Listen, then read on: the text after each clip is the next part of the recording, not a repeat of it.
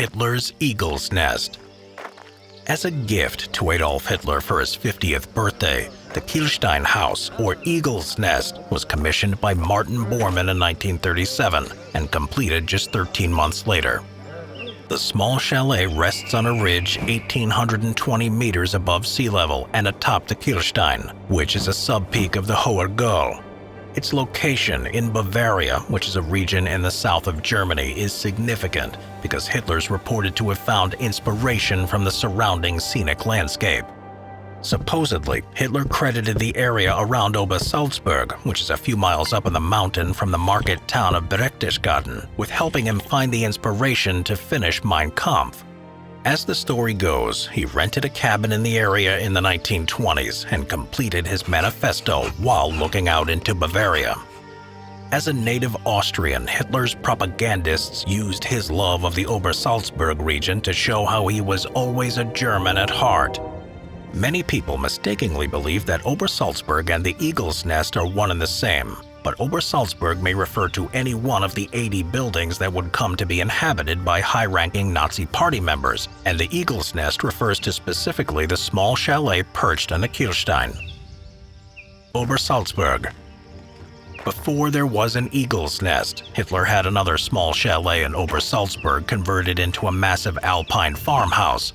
Berghof, which means mountain court in English, was originally built in 1916 by a businessman named Otto Winter and used as a holiday home. By 1928, Otto had died and left behind his widow to look after the holiday home. Mrs. Winter rented the chalet, at this time called Haus Wachenfeld, to Hitler and eventually sold him the property just 5 years later in 1933. Hitler was able to purchase the Winter's holiday home with the money he had made from selling Mein Kampf. Shortly thereafter, Hitler greatly expanded the building and completely refurbished its interior with the help of architect Alois Degano. Martin Bormann, who would later build Eagle's Nest, acted as Degano's supervisor during this time and helped him to transform Haus Wachenfeld into Berghof. Hitler loved Berghof so much that when he told Homes and Gardens magazine in 1938, "This place is mine, I built it with money that I earned," he did so with a large grin across his face. Indeed, the structure was impressive, with an entrance hall displaying various cactus plants and majolica pots, a Sembra pine panel dining room, a large study with a library area filled with countless books, German furniture, and a red marble mantelpiece on top of the fireplace in the great room. Interestingly, there was also space in the home for a media room, and a projector was available to show many Hollywood films such as Mickey Mouse during late-night screenings. By 1936, the image of Adolf Hitler sauntering around Obersalzberg, surrounded by breathtaking beauty as he received gifts from children or conversed with local farmers, was made popular by photographs in the German media. Soon, other leaders in the Nazi Party flocked to the location to establish their own vacation homes. Here, many buildings sprang up and the area was eventually fenced off from the public. In the mid-1930s, the area had become a tourist attraction and many people waited around to try to get a glimpse of Hitler outside. Unknown to many, an extensive underground bunker system was built under Obersalzberg and became ground zero for planning the upcoming German offensive in World War II. It was at Berghof that Hitler would spend almost a third of his time as chancellor and use the space as a place to entertain world leaders and later as a last holdout when the Allies were closing in. From his Berghof retreat, Hitler would have been under the shadow of Eagle's Nest, a place of great importance, but one which he rarely visited. Eagle's Nest. Adolf Hitler was afraid of heights, something which would stand in the way of his ability to enjoy Eagle's Nest.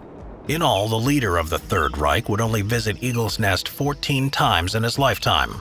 There were no beds at Eagle's Nest, so it's slightly mistaken to think of the chalet as an actual domicile. Instead, Nazi officials often met diplomats and hosted events at the mountainside retreat. Perhaps what's most impressive about the Eagle's Nest is the drive up to the chalet. A 4-meter or 13-foot road climbs over 800 meters or 2,600 feet over the distance of about 4 miles and takes visitors through 5 tunnels, one of which is 124 meters, and one switchback so severe that oncoming traffic has to either reverse backward or complete a 180-degree turn. All along the drive, gorgeous views of Lake Königssee and the surrounding mountainside build the atmosphere before guests are finally brought to a lift, which brings them directly into the building. Construction of this road alone cost 30 million Reichsmarks, which would be roughly 247 million US dollars today. Entering the lift to the Eagle's Nest, guests can enjoy the spacious elevator, which features polished brass, Venetian mirrors, and striking green leather. Despite all these features, Hitler was afraid to use the elevator entrance and often worried that a lightning strike would hit the winch mechanism on the roof. Exiting the elevator, one will find themselves in the main reception room. A fireplace made of red Italian marble, which was a gift by Benito Mussolini, dominates the space, and some may notice that the floors are heated. These heated floors are original and were made possible by an MAN submarine diesel engine and electrical generator housed in an underground chamber by the front entrance. Another unusual aspect of this house is the all-electric appliance kitchen, which was rare for a home in 1937. However, no food was actually cooked in the kitchen. Instead, meals were prepared in town and transported up the mountain to Eagle's Nest, where they would be reheated and served. The name Eagle's Nest was given to the structure by a French ambassador named André François-Poncet, who recalled later of his time at the chalet as enlightening into the Nazi Party and was startled at how quickly Hitler had come to power. The name stuck, and many now remember Kehlsteinhaus as Eagle's Nest. It's also remembered for primarily being a place of reception and even a few weddings. Hitler once remarked that it offered him an excellent opportunity to amaze visitors with German engineering and to entertain the most important guests. Eagle's Nest captured. Although an April bombing run by Britain's Royal Air Force would level much of Obersalzberg in 1945, the small chalet survived the bombs and remains a tourist attraction today. Allied forces captured the structure in early May of 1945 and used it as a military command post until 1960, when it was returned to the Bavarian government. The capturing of Eagle's Nest is a historic moment in the events of World War II, with different Allied countries each maintaining that they were the first to arrive and capture the town. Some believe that the soldiers from the American 3rd Infantry Division were the first to reach Eagle's Nest. However, Hermann Louis Fennell, who was in the 3rd Infantry Division, clarified in an interview that his regiment entered Berghof and only made it to the elevator of Eagle's Nest. This is an important distinction. As previously mentioned, Eagle's Nest was part of Obersalzberg, not synonymous with it. Capturing the small chalet atop the Kehlstein was a prize among all Allied countries, and being the first to it would mean acknowledgement in the history books for generations to come.